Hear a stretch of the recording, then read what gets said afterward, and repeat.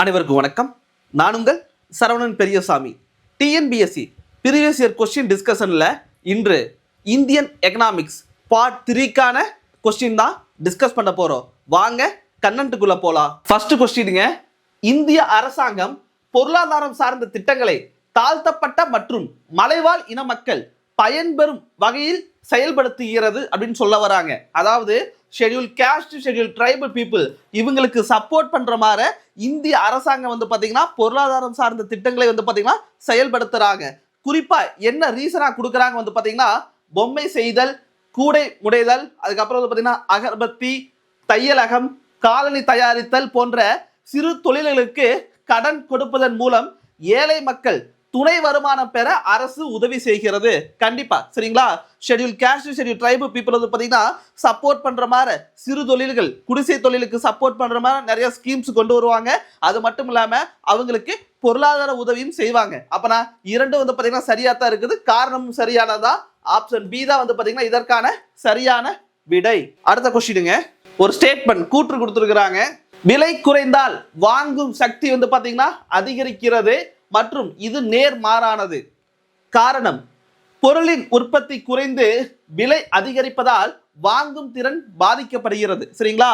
அதாவது பொதுவாக வந்து பாத்தீங்கன்னா மைக்ரோ எக்கனாமியில் வந்து பாத்தீங்கன்னா பிரைஸ் தியரி அப்படின்னு சொல்லுவாங்க. என்னது பிரைஸ் தியரி?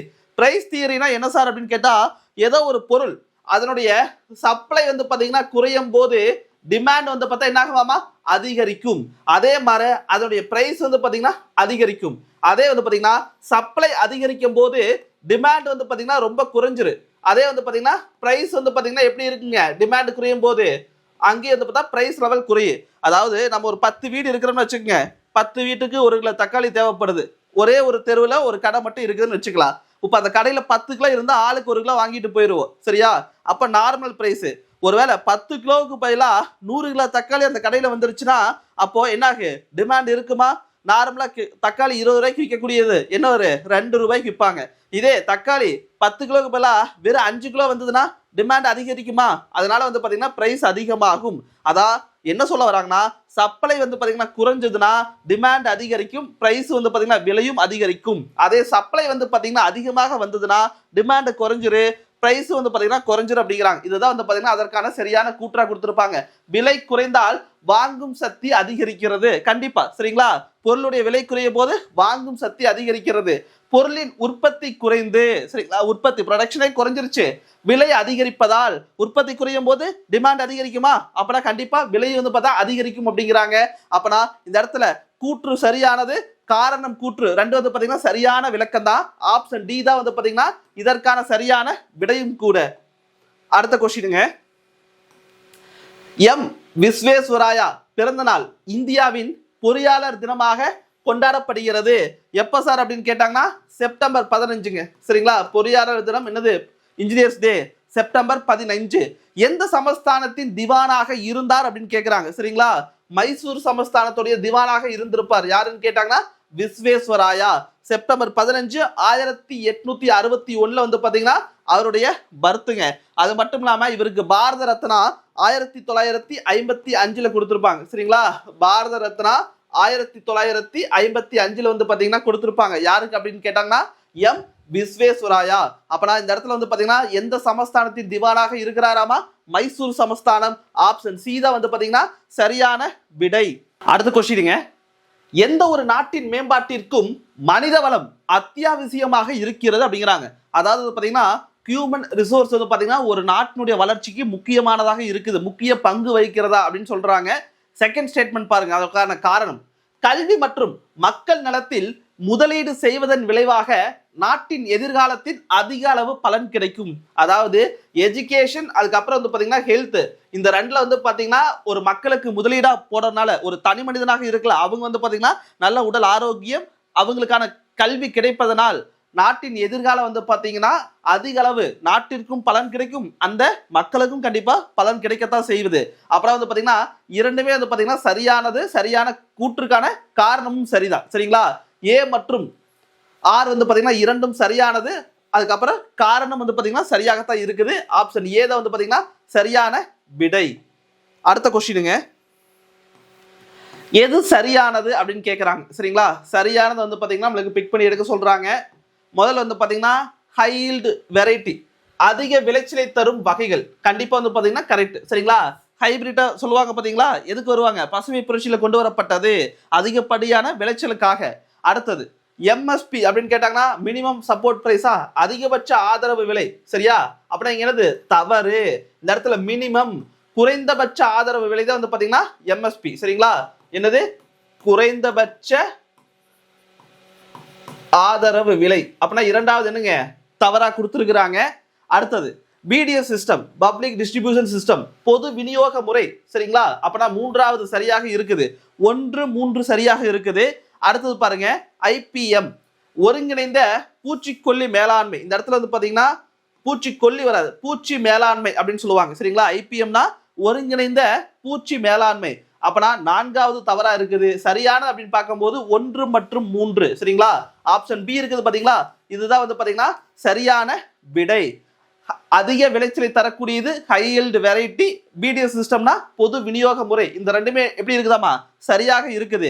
எம்எஸ்பி அப்படின்னு கேட்டாங்கன்னா அதிகபட்ச ஆதரவு விலையான்னு கேட்டா கிடையாது, குறைந்தபட்ச ஆதரவு விலை, மினிமம் சப்போர்ட் பிரைஸ் அப்படிம்பாங்க.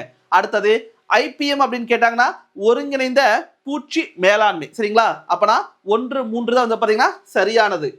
அடுத்த கொஸ்டினுங்க, கலைஞரின் அனைத்து கிராம ஒருங்கிணைந்த வேளாண் வளர்ச்சி திட்டத்தின் முக்கியமான நோக்கங்கள் எதுன்னு கேட்கிறாங்க. சரிங்களா? ஒரு ஸ்கீம் கொடுத்துட்டு அந்த ஸ்கீமுடைய முக்கியமான நோக்கங்கள் கேட்கிறாங்க. சாகுபடி பரப்பை அதிகரிக்க செய்தல், கண்டிப்பா வேளாண் திட்டத்தில் அதை கொண்டு வருவாங்க. தொடர்ந்து நிலத்தை சாகுபடிக்கு கொண்டு வருதல், கண்டிப்பா அதுவும் இருக்கலாம்.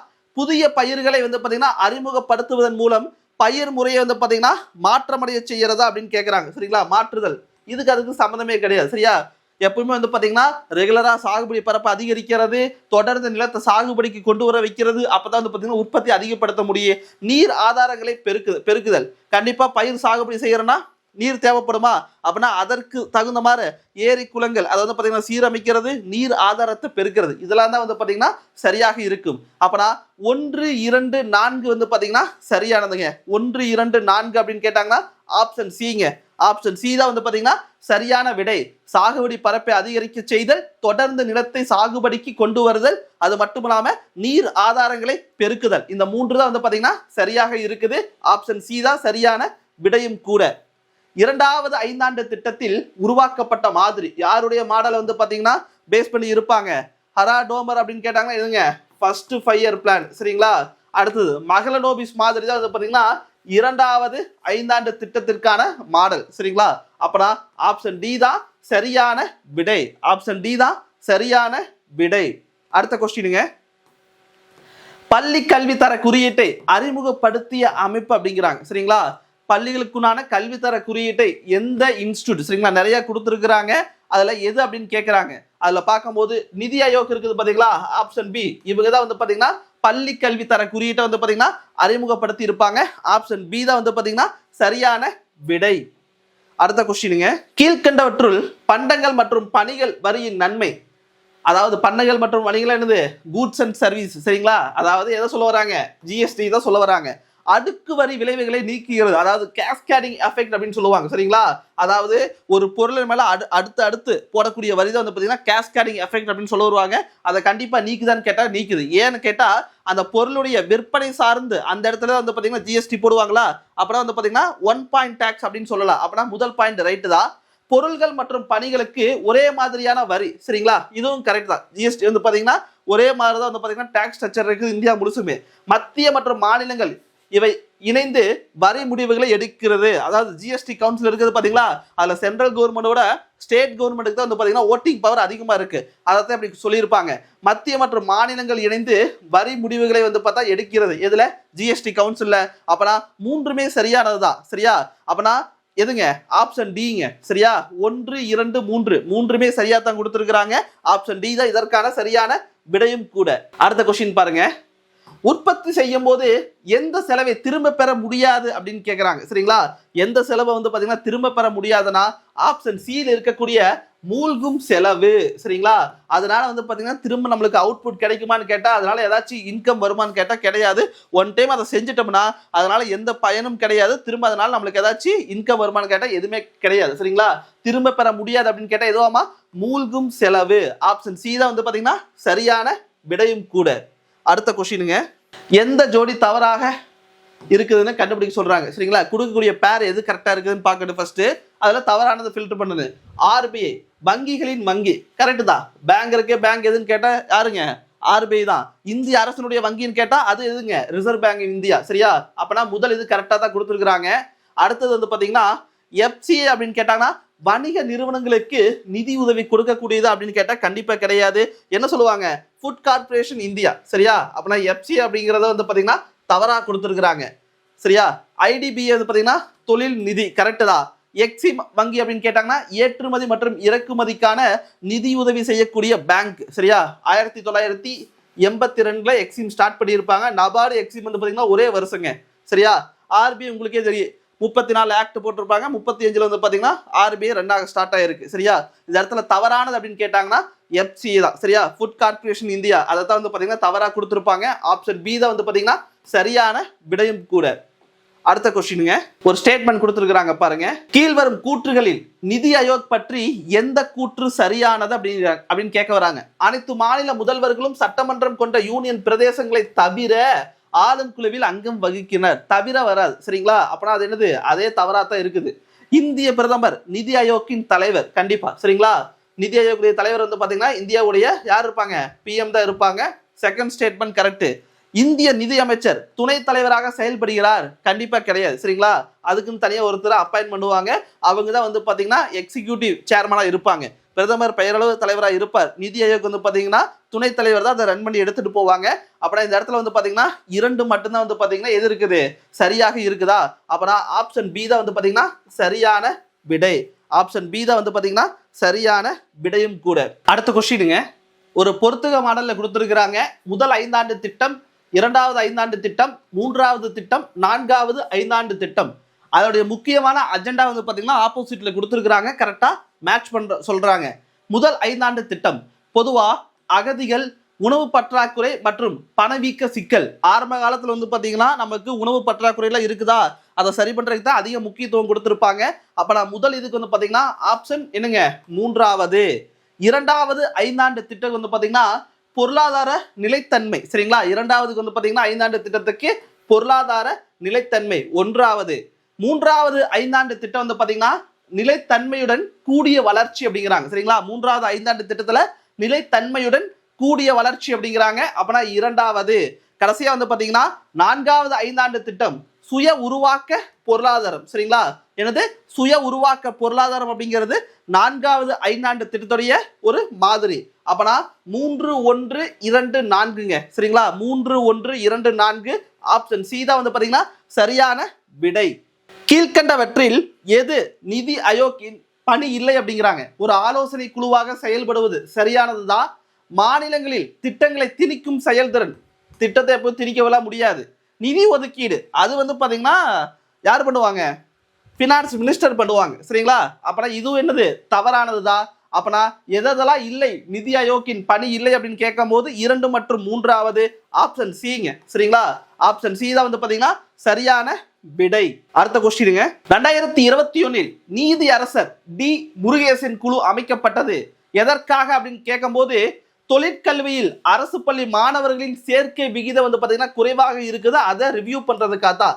அதாவது அரசு பள்ளியில் 12வது படிச்சு முடிச்சுட்டு அண்ணா யூனிவர்சிட்டியில சேர்க்கக்கூடிய மாணவர்கள் விகிதம் ரொம்ப குறைவு. அது மட்டும் இல்லாம அண்ணா யூனிவர்சிட்டிக்கு கீழே வரக்கூடிய இன்ஜினியரிங் காலேஜில் சேரக்கூடிய மாணவர்கள் விகிதம் ரொம்ப குறைவா இருக்குது அரசு பள்ளியில் படித்து முடித்து. அதை ரிவ்யூ பண்றதுக்காக நீதி அரசர் டி முருகேசன் தலைமையில் வந்து பாத்தீங்கன்னா ஒரு குழு போட்டிருப்பாங்க. சரிங்களா? தொழிற்கல்வியில் அரசு பள்ளி மாணவர்கள் சேர்க்கை விகிதம் குறைவாக உள்ளது, அதை ரிவ்யூ பண்றதுக்காக நீதி அரசர் முருகேசன் குழு அமைக்கப்பட்டது 2021ங்க. ஆப்ஷன் சி தான் வந்து பாத்தீங்கன்னா சரியான விடை. அடுத்த கொஸ்டினுங்க, கீழ்கண்டவற்றில் இந்திய நிதி ஆணையத்தின் செயல்பாடு எதுங்கிறாங்க. சரிங்களா? இந்திய நிதி ஆணையத்தினுடைய செயல்பாடு எதுன்னு கேட்க வராங்க. வரிகளின் நிகர வருவாயின் பங்குகளின் ஒதுக்கீடு சரியாத்தான் இருக்குது. மானியங்களை சரிங்களா மானியங்களை நிர்வகிக்கும் கொள்கைகளை வகுத்தல். கரெக்ட் தான் சரிங்களா, பாலிசி மேக் பண்ணி தருவாங்க.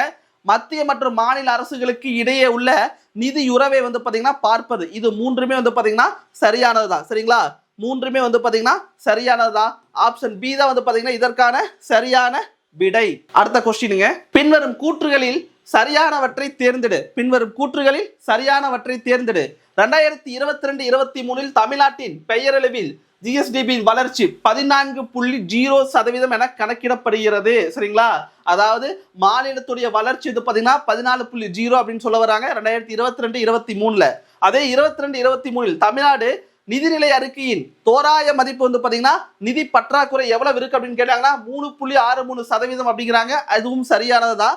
அதே 2022-23 நிலுவையில் உள்ள கடன் அவுட்ஸ்டாண்டிங் எவ்வளவு சதவீதம் அப்படின்னு எதிர்பார்க்கிறாங்களாமா 27.76%. இது மாதிரி சில ஸ்டேட்மெண்ட் தான் கொடுத்தாங்களா, எல்லாமே சரியானதை தான் கொடுத்துருப்பாங்க.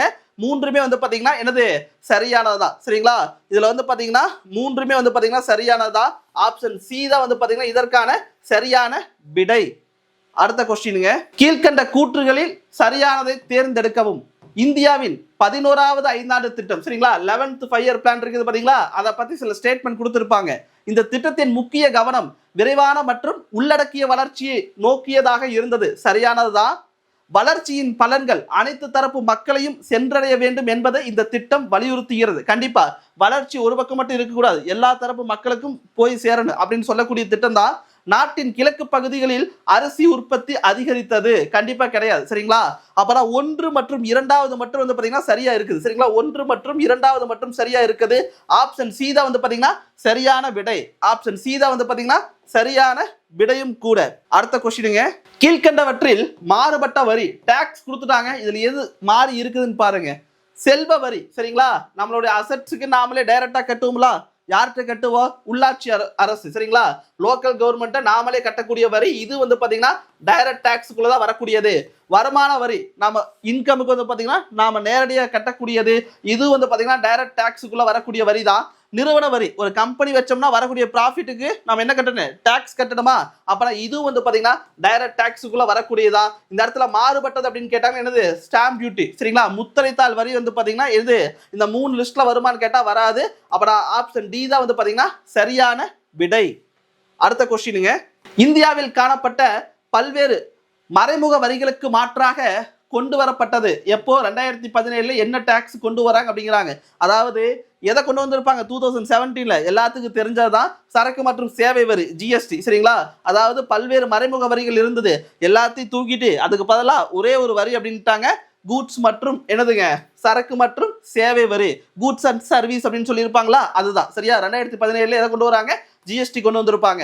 ஆப்ஷன் சி தான் சரியான விடையும் கூட.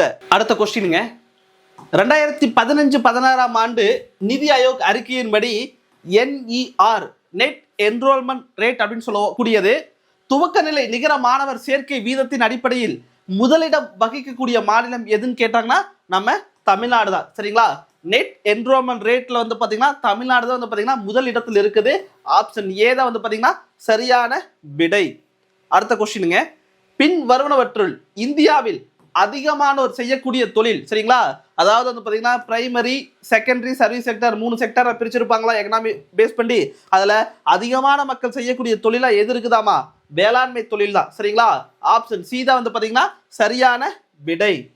அடுத்த கொஸ்டினுங்க, 1954 ஆண்டு முதலில் சரக்கு மற்றும் சேவை வரி அதாவது வந்து பாத்தீங்கன்னா ஜிஎஸ்டி சரிங்களா நடைமுறைப்படுத்திய நாடு எந்த நாடு? முதன்முறையாக ஜிஎஸ்டி வந்து பாத்தீங்கன்னா இம்ப்ளிமெண்ட் பண்ணாங்க அப்படின்னு கேட்டாங்கன்னா எதுங்க, பிரான்ஸ் சரிங்களா. ஆப்ஷன் பி தான் வந்து பாத்தீங்கன்னா சரியான விடை. பல டைம் கேட்டாங்க ஜிஎஸ்டி இந்தியாவில் எப்ப கொண்டு வந்தாங்க, இல்லைன்னா உலகத்துல எந்த நாடு முதல் முறையாக ஜிஎஸ்டி அறிமுகப்படுத்தினாங்க அப்படின்னு கேட்டாங்கன்னா பிரான்ஸ் நாடு. எப்போ, 1954. அடுத்தது பாருங்க, ஒரு 5-year பிளான் தான் பொறுத்துக மாடல்ல கொடுத்துருக்குறாங்க சரிங்களா. சரி ஓகே, 2வது ஐந்தாண்டு திட்டம், முதல் ஐந்தாண்டு திட்டம், 9வது திட்டம், 3வது திட்டம். 2வது ஐந்தாண்டு திட்டம் அப்படின்னு கேட்டா எதுங்க, மகளனோபிஸ் பிளானா, அப்பனா 2. முதல் இதுக்கு முதல் ஐந்தாண்டு திட்டம் ஹராடோமர் மாடல் சரிங்களா 1. 9வது திட்டம் சமூக நீதியுடன் கூடிய சமமான வளர்ச்சி, அதுதான் வரும். அப்படின்னா 3க்கு 3 ஈக்குவலா தான் இருக்குது. மூன்றாவது திட்டம் ஹேடில் யோஜனா சரிங்களா. அப்பனா 4 3 4 வந்து பாத்தீங்கன்னா ஈக்குவலா மேட்ச் ஆயிருக்குது. முதல் 2 மட்டும் என்னது மாறி இருக்குது. இரண்டாவது திட்டம் அப்படின்னு கேட்டாங்கன்னா மகளநோபிஸ் உடைய பிளான் சரிங்களா. மகளநோபிஸ் முதல் திட்டம் அப்படின்னு கேட்டாங்கன்னா ஹராடாமர் மாடல். அப்பனா 2 1 3 4 சரிங்களா. ஆப்ஷன் டி தான் வரும் சரியா. 2 1 3 4 ஆப்ஷன் டி தான் சரியான விடை. எந்த ஆண்டு 15வது நிதிக்குழு ஏற்படுத்தப்பட்டது சரிங்களா. 2017 நவம்பர் மாசங்க சரிங்களா. எந்த வருஷம் வந்து பாத்தீங்கன்னா 15th ஃபினான்ஸ் கமிஷன் வந்து பாத்தீங்கன்னா போடப்பட்டது ஏற்படுத்தப்பட்டது அப்படின்னு கேட்டாங்கன்னா 2017 சரிங்களா. நவம்பர் 27ங்க சரிங்களா. நவம்பர் 27 2017ங்க. அப்பதான் வந்து பாத்தீங்கன்னா 15வது நிதிக்குழு வந்து பாத்தீங்கன்னா ஏற்படுத்தி இருப்பாங்க. பாத்துங்க இதுல வந்து பார்த்தா டேட் ரொம்ப ரொம்ப முக்கியம். ஜிஎஸ்டியின் உள்ளடக்கம் என்பது ஜிஎஸ்டி உள்ளடக்கம் எத்தனையா பிரிச்சிருப்பாங்க 3. ஒன்று வந்து பாத்தீங்கன்னா சென்ட்ரல் ஜிஎஸ்டி அப்படின்னு சொல்லுவாங்க, ஸ்டேட் கவர்மெண்டோடைய ஜிஎஸ்டி அப்படின்னு சொல்லுவாங்க, அடுத்தது இன்டகிரேட் ஜிஎஸ்டி சரிங்களா. 2 பேருக்கு பொதுவானது. அப்பனா ஜிஎஸ்டியின் உள்ளடக்கம் என்பது 3 வகையை பிரிச்சிருப்பாங்க. ஆப்ஷன் ஏ தான் வந்து பாத்தீங்கன்னா சரியான விடை. அடுத்த கொஸ்டினுங்க, பின்தங்கிய நாடுகளில் காணப்படும் மக்கள் தொகை பெருக்கம் குறித்து கருத்துகள். அதாவது வந்து பாத்தீங்கன்னா பாப்புலேஷன் ரொம்ப அதிகமா இருக்குது எது மாதிரி நாடுகள், ரொம்ப வளர்ச்சி குறைவான நாடுகள், அந்த பாப்புலேஷனால என்ன அஃபெக்ட் பண்ணுது சரிங்களா அப்படின்னு கேட்க வராங்க. அதிக நுகர்வு செலவால் சேமிப்பு குறைகிறது. கரெக்ட் தான் சரிங்களா. நம்மளுக்கு செலவு அதிகமா இருக்குது, சேமிப்பு இருக்குமான்னு கேட்டா வளர்ச்சி குன்றிய நாடுகள்ல சேமிப்பு இருக்காது. இயற்கை வளங்கள் அழிந்து போகும் அளவிற்கு பயன்படுத்தப்படுகிறது. ஆப்பிரிக்கா போன்றது வளர்ச்சி குறைவான நாடுல தங்க டைமண்ட்லாம் இருக்குமா, எவ்வளவு தோண்ட முடியுமோ தோண்டிட்டே தான் இருப்பாங்க, இயற்கை வளங்களை அழிப்பாங்க. அப்பனா இரண்டாவது கரெக்ட் தான். அதிக உற்பத்தி திறன் மற்றும் சேமிப்பை ஊக்குவிக்கிறது. அப்புறம் அங்க உற்பத்தி திறன் அதிகமா இருக்குமா, அதனாலதான் வளர்ச்சி குன்றி இருக்கிறாங்க. சேமிப்பு அதிகமா இருக்குமா, கண்டிப்பா இருக்காது. அப்புறம் மூன்றாவது தவறு சரிங்களா. அப்புறம் இந்த இடத்துல வந்து பாத்தீங்கன்னா மக்கள் தொகை பெருக்கம் குறித்த கருத்துக்கள் அப்படின்னா முதல் 2 மட்டும் எப்படி இருக்குதாமா சரியா இருக்குது சரிங்களா. ஆப்ஷன் சி தான் வந்து பாத்தீங்கன்னா என்னவாமா கரெக்டான சரியான விடை. அடுத்த கொஸ்டினுங்க, உலக பொருளாதாரத்தில் மொத்த உள்நாட்டு உற்பத்தியில் இந்தியா 8வது இடத்தை பெற்றுள்ளது சரியா அப்படின்னு கேட்டாங்கன்னா கண்டிப்பா கிடையாது சரியா. 8வது இடமான்னு கேட்டா கிடையாது. உலக பொருளாதாரத்தில் வாங்கும் சக்தியில் இந்தியா 3வது இடம் சரிங்களா. ட்ரிபிள் பி அப்படின்னு சொல்லுவாங்களா, பர்ச்சேஸ் பவர். அப்படின்னா அதுல 3வது இடமான்னு கேட்டா கண்டிப்பா சரியானதுதான். உகாண்டா G20 சேர்க்கப்பட்டுள்ளது. G20 அப்படிங்கிறது உலகத்தில் இருக்கக்கூடிய ரொம்ப வலிமையான நாடுகள் பொருளாதாரத்தில். உகாண்டால உள்ள வருமானு கேட்டா கண்டிப்பா வாய்ப்பே கிடையாது. அப்ப 1 3 கண்டிப்பா தவறுதான். 2017 கணக்கெடுப்பின்படி உலகத்திலேயே சீனா அதிக இணையதள சேவையை பயன்படுத்துவர்களாக இருக்கிறாங்களாமா சரிங்களா. அதிகமான டேட்டா பயன்படுத்தக்கூடியவர்கள் உலகத்துல யாருன்னு கேட்டா சீனால வசிக்கக்கூடியவர்கள் அப்படின்னு கேட்டாங்கன்னா சரியானதுதான். அப்பனா எது கரெக்ட் அப்படின்னு பார்க்கும்போது 2, அதுக்கப்புறம் வந்து பாத்தீங்கன்னா 4வது சரியா இருக்குது. எது கேட்கறாங்க, சரியானதான் கேட்கறாங்க. 2 மற்றும் 4 அப்படின்னு கேட்டா எதுங்க, ஆப்ஷன் சி தான் வந்து பாத்தீங்கன்னா சரியான விடை. அடுத்த கொஸ்டினுங்க, காங்கிரசின் பழைய தலைவர்கள் பிரிட்டிஷ் அரசாங்கத்தின் அழிவுகரமான பொருளாதார கொள்கை அறிந்திருந்தனர். கண்டிப்பா சரிங்களா. கண்டிப்பா பிரிட்டிஷ் நம்மள என்னன்றாங்க சுரண்டி எடுத்துட்டு தான் போறாங்க. அது எப்படி இருக்குது, அழிவுகரமான பொருளாதார கொள்கை. அதை பத்தி காங்கிரஸ் தலைவர்களுக்கு தெரிஞ்சுதான்னு கேட்டா கண்டிப்பா தெரிஞ்சிருக்குது. தாதாபாய் நவ்ரோஜி, ரமேஷ் சந்திர தத் சரிங்களா, வாட்சா மற்றும் பல பிரிட்டிஷ் அரசின் இந்திய பொருளாதார எதிர்ப்பு கொள்கையை பாராட்டியுள்ளனர். கண்டிப்பா வந்து பாத்தீங்கன்னா பிரிட்டிஷ் இந்திய பொருளாதார கொள்கை இவங்க பாராட்டினாங்களா, எதிர்ப்பு தான் தெரிவிச்சிருப்பாங்க. அப்பனா 2வது கண்டிப்பா தவறு சரிங்களா. அப்பனா இதுல சரி அப்படின்னு பார்க்கும்போது எதுங்க, 1 மட்டும்தான் சரியா. ஆப்ஷன் ஏ தான் வந்து பாத்தீங்கன்னா சரியான விடை. அடுத்த கொஸ்டினுங்க, கீழ்கண்டவற்றில் எது சுதேச இயக்கத்தின் விளைவாக இந்திய தகவல் தொடர்பு துறையில் ஏற்படுத்தப்பட்ட தாக்கம் எனலாம் சரிங்களா. சாத்வீக எதிர்ப்பு சரிங்களா, அதெல்லாம் ஒண்ணும் கிடையாது. சூரத் பிளவு அதுக்கு சம்மந்தம் இல்லை. இந்துக்கள் முஸ்லீமிடம் இருந்து அந்நியப்படுத்தப்படுதல் சரியா, அந்நியப்படுத்தப்படுதல் அதுவும் கிடையாது. வட்டார மொழிகளின் செல்வாக்கு பெறுதல் சரிங்களா, இதுதான் வந்து பாத்தீங்கன்னா இந்த இடத்துல சரியா பொருந்தி இருக்குதாவா. ஆப்ஷன் டி தான் சரியான விடை. ஆப்ஷன் டி தான் சரியான விடை. அடுத்த கொஸ்டினுங்க, நிதி ஆயோக்கின் பணிகள் பரவலாக்கப்பட்ட திட்டம் கரெக்டு தான்.